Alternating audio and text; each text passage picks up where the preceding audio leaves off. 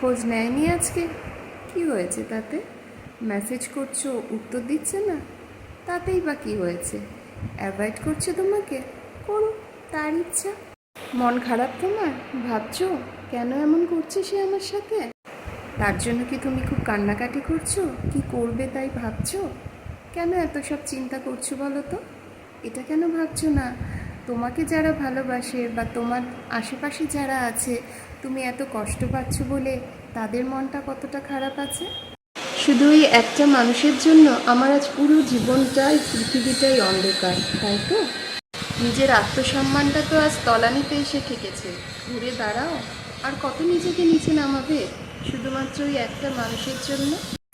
যেটা হয়েছে সেটা ভালোর জন্যই হয়েছে, আর যেটা হবে আগামীতে সেটা ভালোর জন্যই হবে। এই কথাটা সবসময় মনে রেখো। কখনো ভেবে দেখো, জীবনে আত্মসম্মান আর আত্মমর্যাদার উপরে কিন্তু আর কিচ্ছু হয় না। আর যেখানে নিজের সম্মানটাই নেই, সেখানে আর ভালোবাসা কী থাকবে?